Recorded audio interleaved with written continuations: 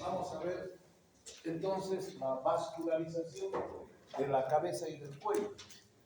Vamos a comenzar con la arteria carótida común, la arteria carótida externa. Esas son las dos que las vamos a estudiar porque la carótida interna se la estudia junto con sistema nervioso. Cuando hablemos del cerebro, la vascularización del cerebro, ahí vamos a ver.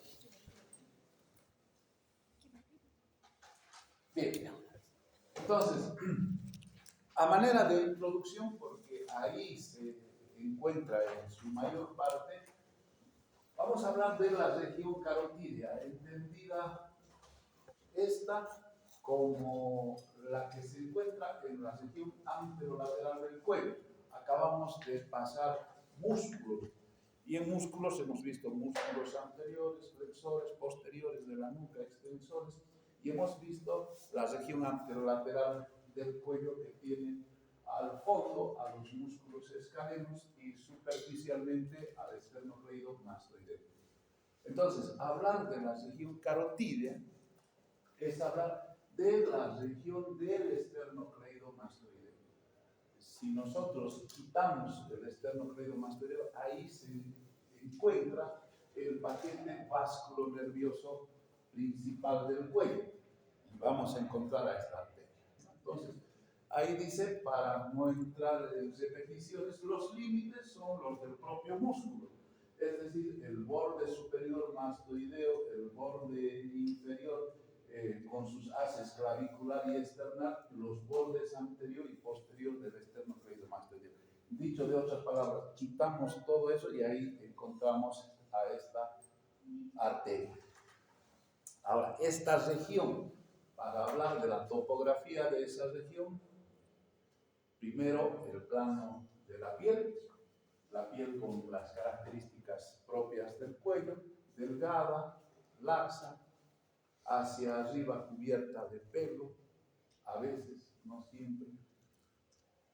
Un tejido celular subcutáneo más bien escaso, lo que permite hacer una buena palpación en esa región. Una fascia superficial que se relaciona con el platisma. Inicialmente, acuérdense que el platisma es el músculo más superficial. Y hacia arriba se puede ver ascender al músculo occipital menor, que es una rama del plexo cervical. Entonces, eso es lo que llama la atención en esa región. Luego entramos al plano facial y lo primero que se encuentra, lo habíamos dicho, es la fascia, el revestimiento que cubre al esternocleidomastoideo. Los nervios del plexo cervical rodean al borde posterior del esternocleidomastoideo. La imagen anterior, aunque era un resumen, una figura, ya lo habíamos resaltado este hecho. Borde posterior, la mayor parte de los nervios del plexo cervical se encuentran ahí. Se encuentran también nódulos linfáticos de la vena yugular interna, el nervio accesorio, el 11 par craneal y la arteria transversa del cuello, recorriendo muy superficialmente esta región. Bueno, ahí estamos viendo a la región carotídea, estamos viendo al esternocleidomastoideo ahí y los nervios que forman el plexo cervical.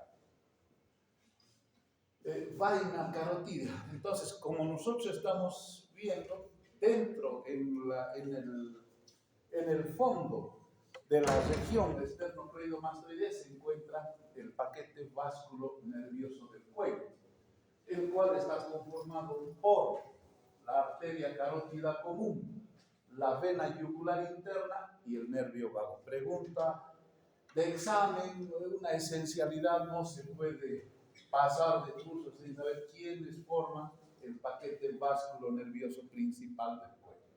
Arteria carótida común, vena yugular interna y nervio. Ahora, si nos fijamos bien, aquí está la región mentoniana, a este lado está la región clavicular, entonces aquí estamos hacia medial y aquí estamos hacia lateral. La arteria es medial, lo estamos viendo a la arteria en una situación medial. La vena yugular interna es lateral a la carótida común, medial, lateral, lo estamos viendo. Y el nervio vago se dispone entre estos dos vasos, ¿no? Entre la arteria y la vena.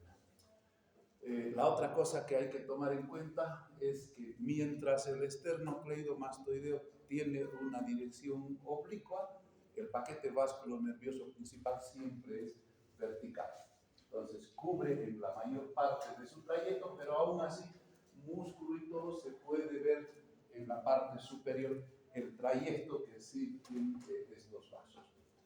Entonces eso es a manera de introducción. Ya hemos visto en relación al homoioideo cómo se lo puede identificar en el momento en el que se forma la parte tendinosa o intermedia entre sus vientres superior e inferior. Eso es lo que hacía falta acordarse de la parte del esternocleidomastoideo y la relación que tiene el esternocleidomastoideo con el paquete vasculonervioso del órgano. Bueno, entonces ya entramos en tema a la descripción de estas arterias. En realidad son dos, ¿no? Izquierda y derecha. Esta no es la mejor imagen, está un poco ahí. Entonces, el corazón, formado por sus atrios, por sus ventrículos, etc., a partir del ventrículo izquierdo va a dar nacimiento a la circulación mayor, la que va a ir a distribuir nutrientes y oxígeno a todo el cuerpo. ¿Cómo lo va a hacer? Desde el ventrículo izquierdo va a continuar con una arteria que es la arteria aorta. Ahí estamos viendo una imagen que nos muestra estos dos órganos, ¿no? Al corazón y la primera parte de la arteria aorta, que es la aorta ascendente. Ahí estamos viendo ascendente. Luego va a formar el callado de la aorta, va a hacer una curvatura, lo vamos a ver en otra imagen. En ese callado de la aorta, en la cúspide, en plena curva, callado es lo que tenían los pastores, ese bastoncito, como termina hacia arriba, por eso lo llaman callado, por comparación. Entonces, en ese punto, cuando se está formando el callado de la aorta, si ustedes se fijan, la aorta va desde el lado derecho hacia el lado izquierdo y va a ir bajando por ahí. Entonces, lo primero que se observa es el nacimiento aquí. Se puede adivinar casi el origen de tres grandes vasos. Se va a originar en la primera arteria, la que está comenzando el callado, lo hace al lado derecho y recibe el nombre de tronco brachiocefálico en realidad, el cual después de un corto trayecto se va a dividir en las arterias subclavia derecha, que va a venir hacia el lado derecho del miembro superior, y casi en ángulo recto la arteria carótida común derecha. Entonces, en el lado derecho, la arteria carótida tiene un origen no directamente, sino a través del tronco brachiocefálico, compartiendo el origen con la arteria subclavia. Si seguimos el trayecto de este callado, a la parte central prácticamente y al lado izquierdo, vamos a ver que las dos arterias que habíamos señalado en el lado derecho unidas, aquí nacen independientes. Primero, hacia el centro, la arteria carótida común izquierda y la arteria subclavia izquierda. La arteria subclavia izquierda va a tener un recorrido mayor, menor, va a tener que ir hacia el miembro superior izquierdo y la carótida común izquierda va a ascender también en busca del cuello. Entonces, ¿por qué es importante? Porque hay ya una diferencia en el origen. Hay una diferencia. No es lo mismo el origen de la carótida común derecha que el de la carótida común izquierda. La izquierda es rama directa del callado de la aorta, mientras que la derecha es rama del tronco brachiocefálico. Entonces, eso lo primero. Bueno, creo que eso es lo que dice ahí, ¿no? El tronco brachiocefálico, de donde nace la arteria común derecha y la arteria subclaviana. Mientras que en el lado izquierdo son dos los elementos, son independientes. Sigamos. Ahora, ¿qué estamos viendo? Hace rato lo estábamos viendo de frente. Esta es una vista sagital para mostrar que no solo son figuritas, sino de que tienen 3 dimensiones. Y entonces se lo puede ver ahí, naciendo a la arteria carótida, de aorta ascendente. Aquí vemos formando el callado y aquí vemos originando cada una de esas 3 arterias grandes que se forman en el callado de la aorta. Y después, nos adelantemos un poco, se va a ir más posterior, se va a colocar delante de las vértebras y va a iniciar un recorrido descendente, ¿no? Entonces, en ese recorrido descendente va a atravesar la región torácica para formar la arteria aorta torácica, va a encontrar al diafragma, va a perforar al diafragma y cuando lo perfore el diafragma va a entrar al abdomen para formar la aorta abdominal. Entonces, ese es el recorrido así grande de esta arteria aorta, aprovechando de señalar cómo se origina. Esto nos trae algunas diferencias en sus relaciones, por lo tanto, las arterias no son iguales, porque desde su origen han sido diferentes. Entonces, tenemos que analizar en parte de su recorrido. Aquí hay dos regiones, una región torácica y una región cervical. Entonces, en el lado derecho, el origen torácico. El origen torácico de la arteria ocurre en el momento en el que se está desprendiendo del tronco brachiocefálico.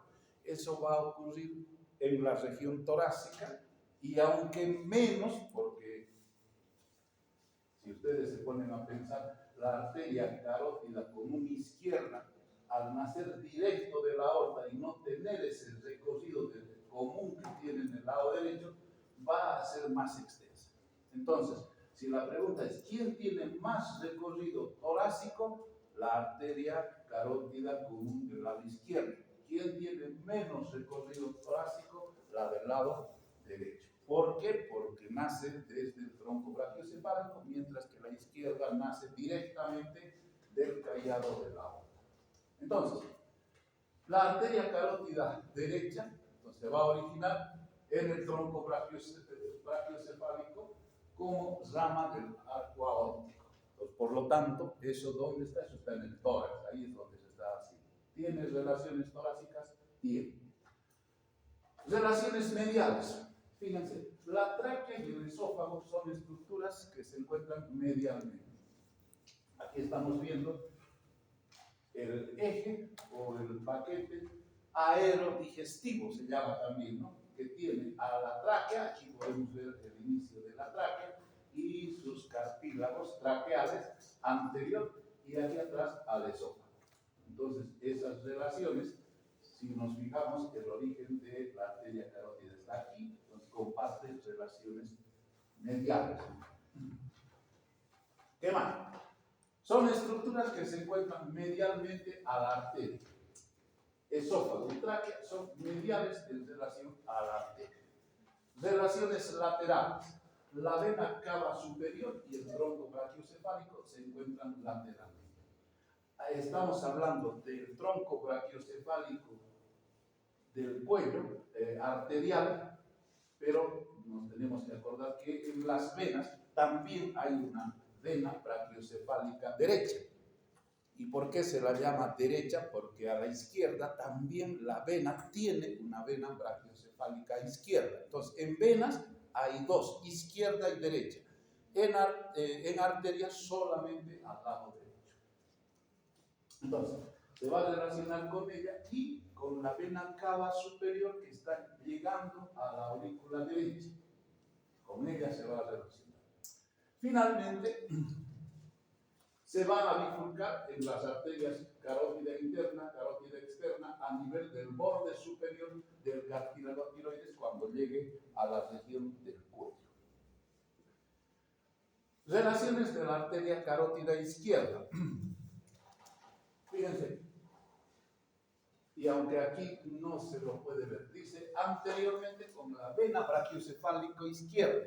Entonces acuérdense, las venas a los dos lados tienen venas brachiocefálicas, izquierda y derecha. ¿Qué más? El remanente tímico. Cuando veamos tiroides, después vamos a llevar timo, nos tenemos que acordar que el timo es un órgano torácico, dice remanente, en realidad es una parte pequeña de sus lóbulos que llega a tomar contacto con la carótida izquierda. ¿Qué más?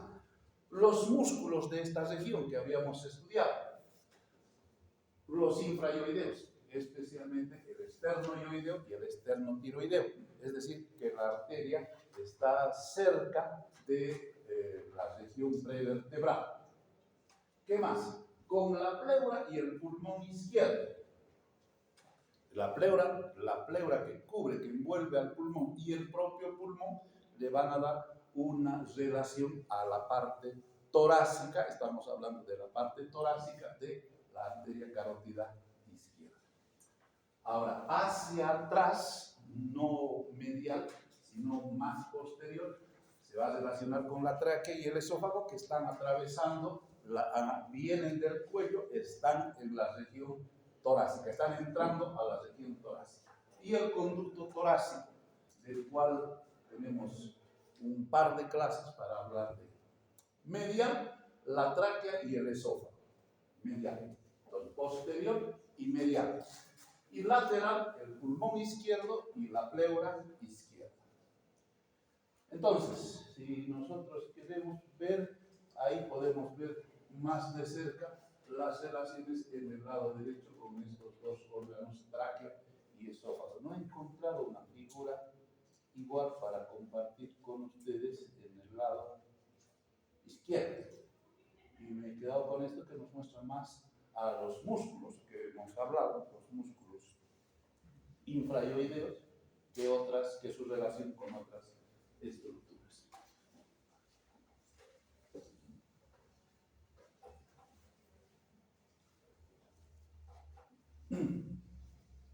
Bueno, aquí se puede ver entonces, fíjense, esta diferencia, a lo mejor no hay las relaciones, pero sí podemos ver cómo el tronco brachiocefálico tiene un trayecto, dicen, más o menos de unos 4 centímetros, y de ahí comienza recién su división, ¿no? La arteria subclavia y la arteria carótida.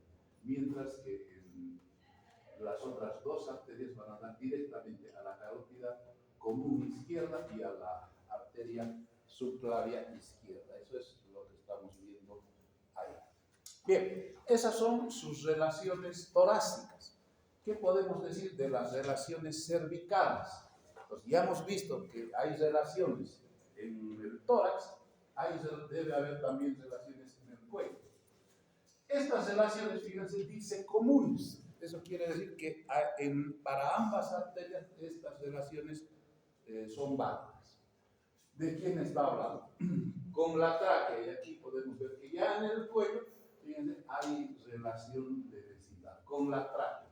Con la glándula tiroides también se puede ver ahí su relación con la glándula tiroides. Y especialmente con el nervio laringio recurrente izquierdo, que vamos a hablar de él cuando veamos tiroides, porque es importante.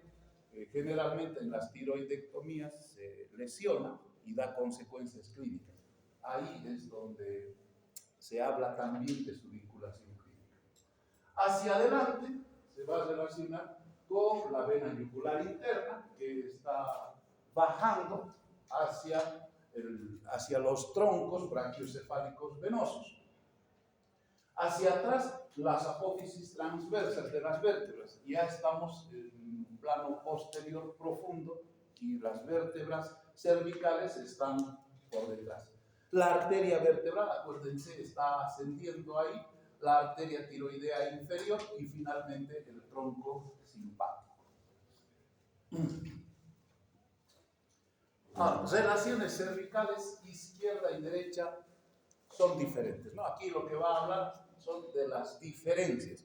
Arteria carótida izquierda, arteria carótida derecha. Eso está diferenciado.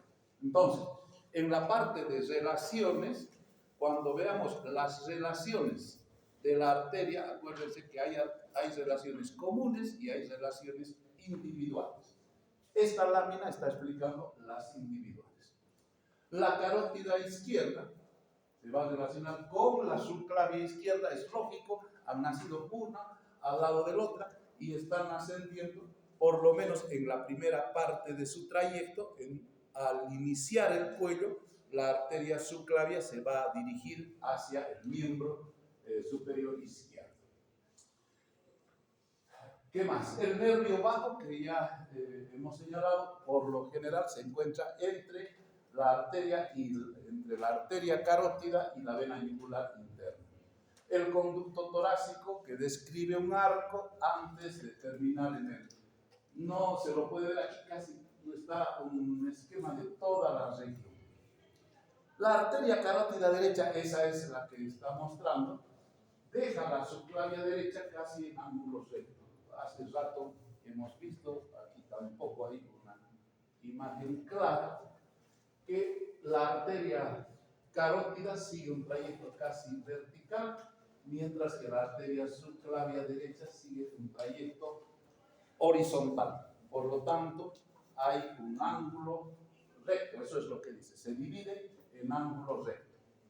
El nervio vago derecho se coloca delante antes de cruzar a la subclavia. El nervio vago que está viniendo entre ambas se va a acomodar para entrar a la región torácica. ¿Qué más? El nervio recurrente laríngeo se relaciona con la arteria subclavia, ya hemos dicho, lo vamos a estudiar al nervio recurrente laríngeo como una rama importante para la inervación de los músculos de la laringe. Eso es lo que podemos señalar. Y bueno, y esta es la imagen del lado izquierdo. Aquí se ve, entonces, en esta presentación le he puesto en pantalla completa el lado izquierdo para su visualización y también la del lado derecho para que se lo pueda estudiar. Vinculación clínica. Vamos ahora por qué es importante o qué importancia tiene, aunque ya nos habíamos adelantado la anterior clase. En el ser vivo, las arterias carótidas comunes son relativamente superficiales, ya lo hemos dicho, se pueden palpar a través del borde anterior del esternocleidomastoideo. Se pueden sentir el latido carotídeo, el pulso carotídeo. Hemos dicho que mientras el pulso radial sobre la arteria radial, lo que más practica el médico es un pulso periférico, mucho más, con mucho más fuerza y con mayor valoración clínica es la palpación de esta arteria tan grande. ¿Qué más? Los aneurismas deforman la región cervical. ¿Los aneurismas qué son? Los aneurismas son dilataciones que tienen las paredes de una arteria.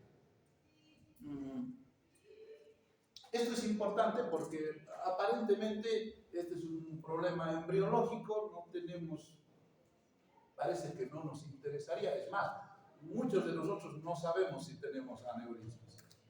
Aneurisma en las carótidas, un adelgazamiento de una pared y parte de esa pared sale y evagina en una región muy delgadita.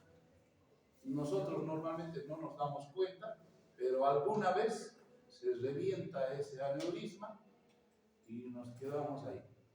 La gente no sabe qué ha pasado. Lo mismo con la aorta abdominal, hay aneurismas. Son frecuentes, relativamente frecuentes. Y un esfuerzo que uno hace rompe esa pared tan delgada que se formó en el espesor de la arteria. Imagínense un aneurisma de la aorta abdominal. Nos quedamos ahí. Es muy poco lo que se puede hacer, no da ni tiempo para nada. Una persona muy conocida en Tarija murió alguna vez hace unos 10 años por lo menos. Había sentido que se rompía algo, no le dio tiempo para hacer, estaba conduciendo, llegó a estacionar la movilidad, vinieron los agentes de tránsito, mientras se podía hacer algo lo llevaron a las celdas, pensaron que estaba borracho y después lo encontraron muerto. Entonces ese es un problema también, el de los aneurismas.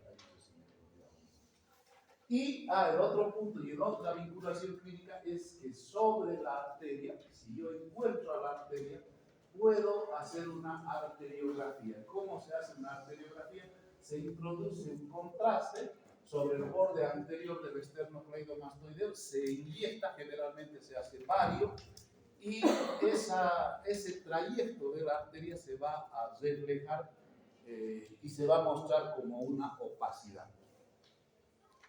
Vamos a ver bifurcación carotídea, seno y cuerpo carotídeo. Es decir, estamos hablando de, al final de la región carotídea se va a dividir ya en una arteria carótida externa y una arteria carótida interna. La interna va a entrar al cerebro, etc., y la externa es la que estamos estudiando. En este punto de división hay dos formaciones. El primero es el seno carotídeo. De hecho, ese es el término, ¿no? Carótida significa que da sueño. En realidad no da sueño, sino que una persona entra en lipotimia, se desmaya. ¿Por qué? Porque ahí en el seno carotídeo se encuentra en una dilatación de la bifurcación de la arteria carótida común. Entonces, el seno carotídeo es una dilatación normal, fisiológica, que se encuentra aquí, donde la arteria carótida se está dividiendo en estas dos arterias. Es una zona varosensible, dice ahí. Es decir, que tiene receptores de presión, receptores que nos regulan la presión. Por eso se dice que cuando se masajea este seno carotídeo, en una persona hipertensa puede ayudar a controlar la presión, a estabilizar la presión, si la presión está muy elevada. ¿Qué se puede hacer en ese momento? No tengo medicamentos, masaje del seno carotídeo. En una persona normal se desmaya, se produce una lipotimia porque le baja más todavía la presión. Entonces, de ahí la importancia de ese seno carotídeo. Y el otro recibe el nombre de glomo o cuerpo carotídeo. Fíjense, está también ahí. Es un corpúsculo pequeño en la bifurcación también de las carótidas, pero tiene otra función. Es una zona quimioreceptora. El uno es receptor de